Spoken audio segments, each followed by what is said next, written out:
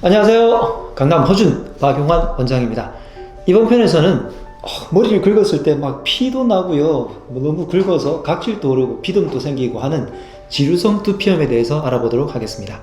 댓글로 본인들이 궁금한 것에 대해서 많이 물어보시는데 지루성 두피염에 대해서 물어보시는 분들이 꽤 많더라고요. 또 혈자리를 알려달라는 분이 계시긴 한데요. 이런 만성적인 피부 질환들은 혈자리를 그냥 손으로 눌러서는 효과가 좀 떨어집니다.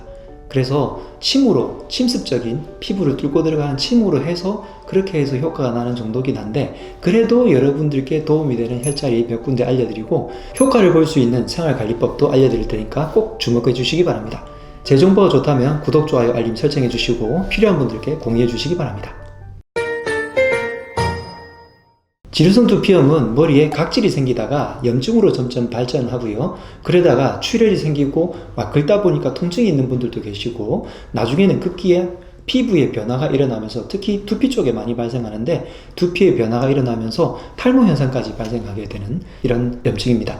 지루성 피부염인데 두피에 워낙 많긴 해서 지루성 두피염으로 알고 계신 분들도 있고요. 눈썹이라든지 이마 라인, 그리고 콧수염 주변, 겨드랑이, 이런 여러가지 등등 여러 곳에 발병할 수 있는 게 지루성 피부염입니다. 그 중에서 열이 자꾸 위쪽으로 오르다 보니까 두피에 워낙 많이 발견을 하게 되고, 헤어라인부터 시작을 해서 두피 쪽에 이렇게 많이 발생되는 경우가 많죠.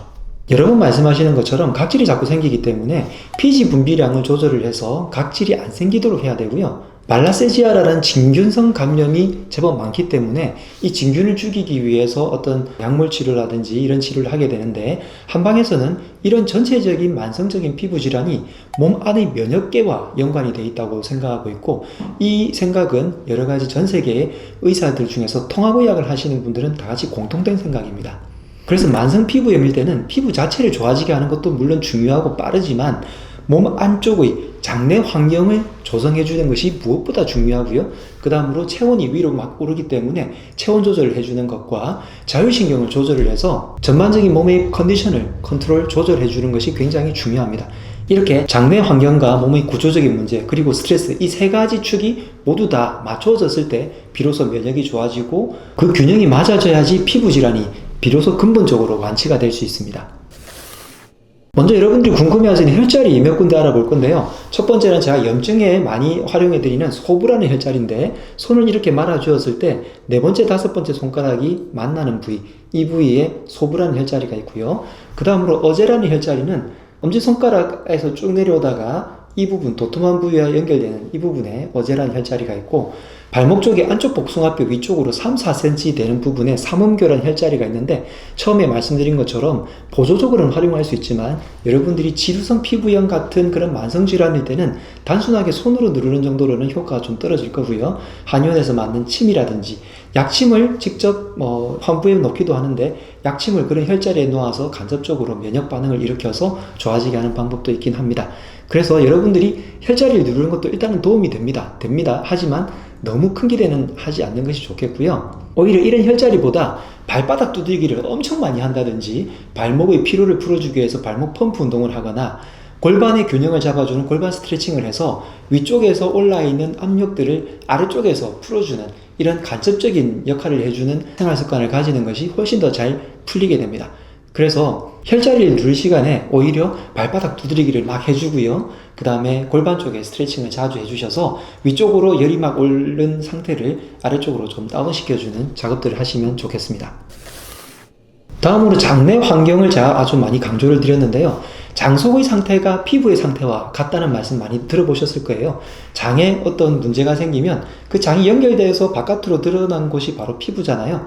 피부는 외부에서 들어오는 물질들을 방어하는 역할이 있고, 장은 외부에서 들어온 음식물들이죠. 보통 그런 것들의 영양소를 흡수하는 능력, 이것의 차이만 있을 뿐이지 장의 상태와 피부의 조직 상태는 어떻게 보면 같습니다. 그래서 내 몸에 지루성 피부염이 있다고 한다면 장 상태에서도 지루성에 관련된 어떤 피부염 상태처럼 변화가 있을 거예요. 그래서 장 환경을 개선해 줘야 되는데, 장의 환경을 직접적으로 자극하는 게 뭔가요? 바로 음식들입니다. 그래서 지루성 피부염일 때 음식을 굉장히 많이 강조를 드리는데, 자극적인 음식 뭐죠? 단짠, 달고 짜고 이것이 계속 반복되거나, 특히 단맛, 당분이 많게 되면 피부염이 잘 안 났습니다. 그래서 당분을 많이 줄여주셔야 되고요. 그 다음에 매운 음식, 당연히 자극이 되고 열이 오르게 되니까 지루성 두피염이 더 심해지게 되겠죠. 그리고 장내 환경을 나쁘게 만들어주는 카페인이라든지 수분 흡수가 너무 적다든지 하는 것들도 이런 장내 환경을 조성을 나쁘게 만들기 때문에 지루성 두피염을 더 악화시키고요. 음주와 흡연은 열을 많이 오르기도 하고 말초 혈액순환 장애를 일으키기 때문에 당연히 없애주셔야 합니다.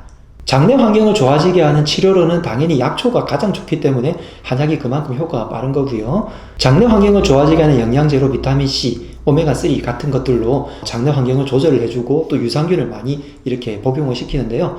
특히 지루성 두피염일 때는 아연과 비타민 B 계열이 부족해서 생긴다는 연구가 제법 많기 때문에 참고하셔서 복용해 주시는 것도 도움이 되겠습니다.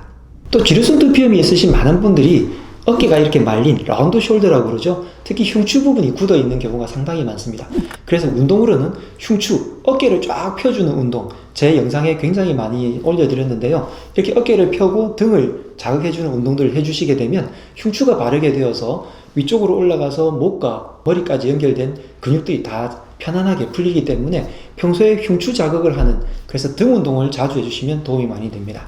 당연히 자율신경계를 좋아지게 하고 호르몬 교정을 맞추면서 부신 기능을 높여서 피로를 풀어주는 이런 작용들은 굉장히 중요한데요. 그래서 한약 복용을 하거나 특히 장내 환경까지 같이 좋아지게 하기 위해서 해독 치료를 반드시 하게 되는데, 특히 간을 해독하게 하고요. 위쪽으로 올라가는 열을 조절하기 위해서 혈액 해독을 하는 것을 중요하게 여깁니다.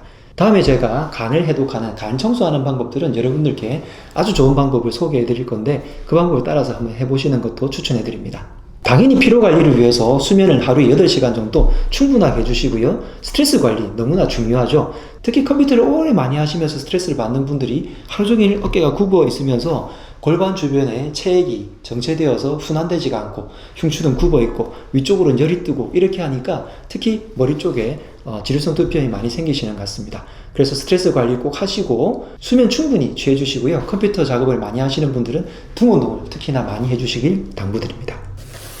자, 이렇게 근본적인 생활 관리도 중요하지만 당장의 두피에 각질이 많이 생기고 하니까 너무 불편하잖아요. 그래서 각질 관리하는 팁 중에 여러 가지 샴푸도 많이 발달되어 있지만 저는 여러분들께 식초를 한번 써보시라고 권해드리고 싶어요. 식초가 항염작용이 굉장히 좋고요. 두피를 유연하게 만들어주고 각질 관리하는데 너무나 좋기 때문에 식초를 가지고 섞어서 나중에 린스처럼 한번 헹궈 주시기만 하면 되는데, 식초 하면 이 냄새가 너무 안 좋지 않을까 이렇게 생각하시는 분들이 있는데요. 생각보다 냄새가 빨리 날아갑니다. 그래서 식초를 가지고 한번 이렇게 헹굼으로 해주시면 상당히 도움이 되고요. 어떤 경우에는 두피에 팩을 하시는 분들이 있어요. 이때 올리브유로 팩을 하기를 권해드리는데 머릿결 자체까지 할 필요는 없으니까 면봉에다가 올리브유를 묻혀서 사이사이를 이렇게 묻혀가지고 두피 자체를 전부 다 바르면 두피 팩이 되는데요. 이때 티티리 오일을 조금 섞어가지고 올리브유에다가 약간만 섞어가지고 환부에는 티티리 오일을 직접 바르셔도 되고요. 올리브 오일을 섞은 자체를 희석을 한 다음에 전체를 이렇게 두피를 해주시면 두피 전체가 관리되는 효과도 있습니다. 그래서 두피의 각질 관리를 할 때 샴푸라든지 비누로 머리를 감으셨다면 그 이후에 꼭 식초로 한번 헹궈 주시고요. 조금 더 욕심이 있으신 분들은 올리브유에 티티오일을 섞어 가지고 팩을 해주신 다음에 나중에 마른 수건으로 살짝 닦아주시면 좋겠습니다. 물론 출근하기 전이나 학교에 가기 전 이런 경우에는 이렇게 하시면 머리가 떡이지니까 안 되겠죠. 그래서 하루 일과를 마치고 자기 전이라면 해보시는 게 어떨까 추천해 드립니다. 자, 지루성 두피염으로 고민하시는 분들이 굉장히 많을 건데 근본적인 것은 장내 환경의 문제, 그리고 자율신경이 잘못된, 피로관리가 잘못되면 자율신경이 자꾸 무너지죠. 그 다음에 구조적인 문제, 우리가 자꾸 흉추가 굽어진다든지 하루 종일 앉아서 이렇게 일을 하다 보면 자꾸만 열이 위쪽으로만 이렇게 뻗치는 증상이 발생하게 됩니다. 이런 원인들로 인해서 마지막에 두피 쪽에 각질이 많이 생기고 염증이 생기는 것이 지루성 두피염이니까 근본적인 생활 관리를 해주신 다음에 각질 관리를 같이 병행해 주시면 여러분들의 지루성 피부염이 훨씬 더 많이 나아지게 될 겁니다. 근본적인 면역계를 좋아지게 하면서 급한 불도 같이 꺼뜨리게 되면 여러분들이 치료 효과가 훨씬 더 만족되게 될 것이고 평소에 생활 관리할 때 도움이 될 겁니다. 지금까지 지루성 두피염에 대해서 알려드렸습니다. 강남 허준 박유원 원장입니다. 건강하세요.